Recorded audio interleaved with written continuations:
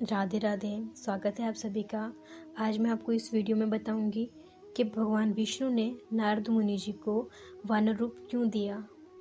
एक बार नारद जी हिमालय पर एक गुफा में, जिसके निकट गंगा बहती थी, वहां बैठकर भगवान विष्णु की तपस्या कर रहे थे।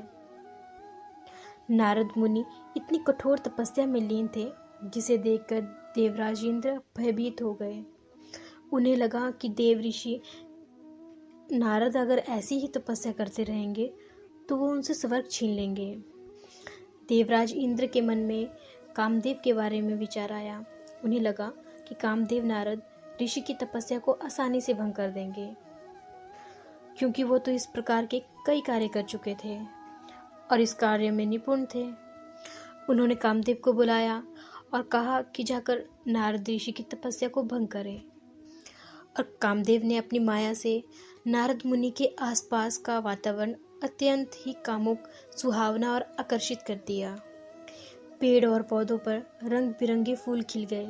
शीतल, मंद लुभावनी और चितवन को उत्तेजित करने वाली मंद मंद हवा बहने लगी और नारद जी के आसपास अप्सराएं नृत्य करने लगी। कामदेव जी ने नारद मुनि की तपस्या को भंग करने के लिए हर वो कोशिश करी जो वो कर सकते थे, परंतु वो नारद मुनि जी की तपस्या को भंग न कर पाए। और जब नारद मुनि जी की तपस्या पूर्ण हुई और उन्होंने अपने नेत्र खोले तो कामदेव जी को सामने पाया।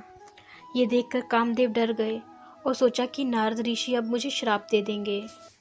उन्होंने नारद मुनि से प्रार्थना की कि वो मुझ पे कृपा करें और मुझे श्राप न दे। मैं आपके समक्ष नतमस्तक हूँ।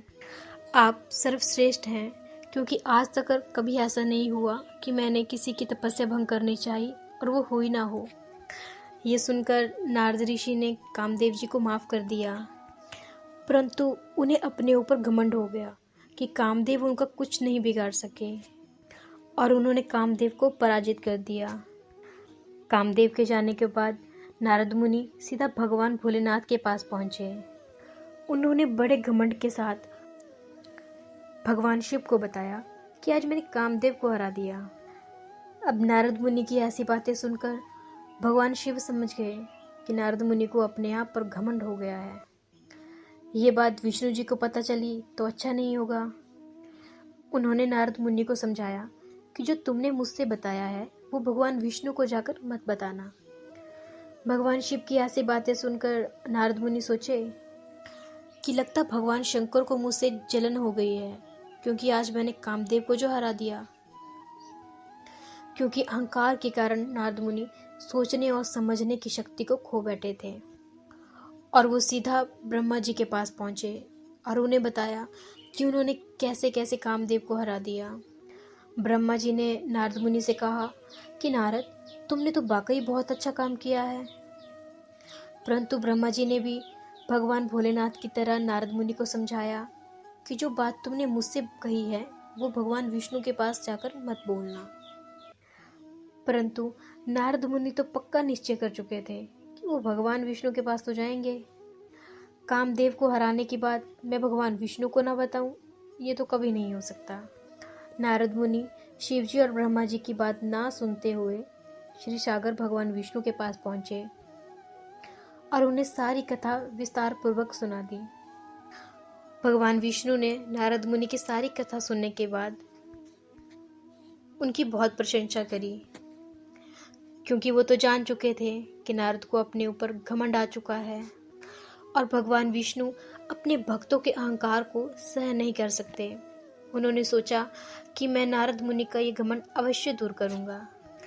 भगवान विष्णु ने एक लीला रची। जब नारद मुनि भगवान विष्णु से विदा लेकर वहां से चले तो भगवान विष्णु ने एक बेहद सुंदर नगर का निर्माण कर दिया। जब नारद जी रास्ते में चलते हुए उस नगर पहुंचे तो उस नगर के राजा की अत्यंत सुंदर पुत्री थी, जिसका नाम विश्व मोहिनी था। राजा ने विश्व मोहिनी के विवाह के लिए स्वयंवर रखा था। स्वयंवर में भाग लेने के लिए बहुतों राज्यों के राजा और राजकुमार आए हुए थे। नारद जी भी वहां पहुंच गए। राजा ने बहुत आदरपूर्वक उन्हें बिठाया और जब नारद जी ने विश्व मोहिनी को देखा तो वह विश्व मोहिनी पर मोहित हो गए।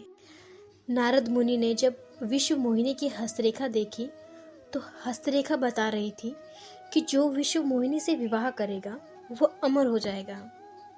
परंतु ये बात नारद मुनि ने राजा को नहीं बताई और सोचा कि मैं कुछ ऐसा उपाय करूंगा जिससे विश्व मोहिनी का विवाह मेरे साथ हो जाएगा।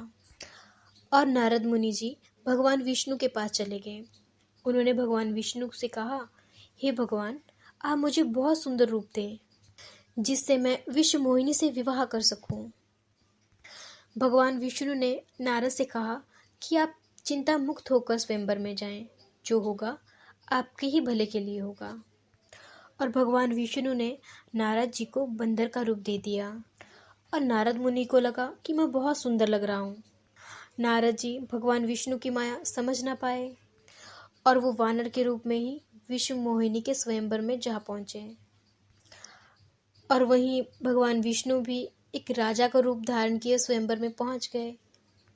जब विश्व मोहिनी वरमाला लेकर आई तो वानर बने नारद जी विश्व मोहिनी से वरमाला डलवाने के लिए कभी इधर बैठते तो कभी उधर बैठते और उनके इस उछल कूद के व्यवहार को देखकर वहाँ पर उपस्थित सभी लोग उनका मजाक उड़ाने लगे।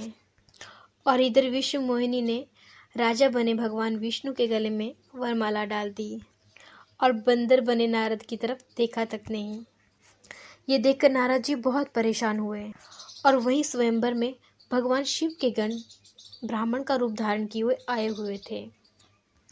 उन्होंने नारद जी का अपमान करते हुए कहा कि पहले दर्पण तो देख लो, अपना चेहरा तो देख लो, विश्व मोहिनी से शादी करने चले आए। और जब नारद जी ने दर्पण में अपना मुख देखा तो उन्होंने अपने आप को बंदर के रूप में पाया, जिससे वो अत्यंत क्रोधित हो गए। और उस क्रोध में आकर नारद जी ने दोनों गणों को राक्षस बनने का श्राप दे दिया। और जब नारद जी ने अपना चेहरा दोबारा देखा तो उन्हें अपना असली रूप मिल चुका था,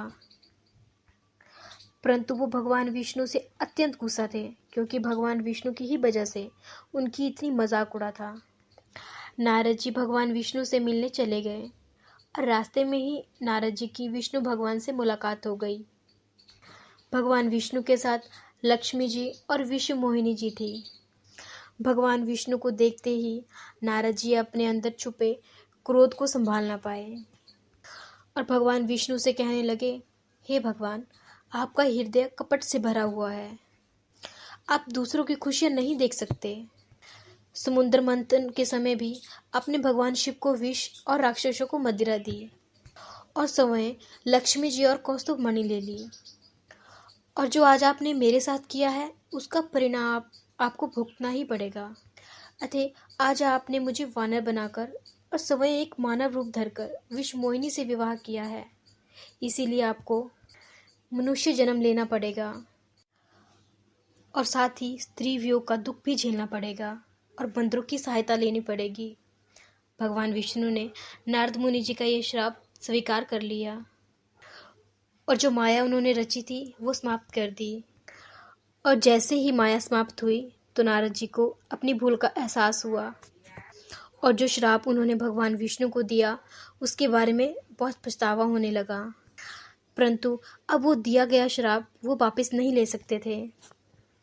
और उस श्राप के मुताबिक भगवान विष्णु ने श्री राम के रूप में अवतार लिया और भगवान शिव के दोनों गण रावण और कुंभकर्ण के रूप में राक्षस बने और भगवान श्री राम के हाथों युद्ध में मारे गए और उन्हें मुक्ति प्राप्त हुई। तो कैसी लगी आपको आज की ये वीडियो? अगर वीडियो अच्छी लगी हो तो वीडियो को लाइक कीजिएगा और ऐसी ही सत्य घटनाएं जानने के लिए हमारे चैनल को लाइक एंड सब्सक्राइब कीजिएगा। राधे राधे।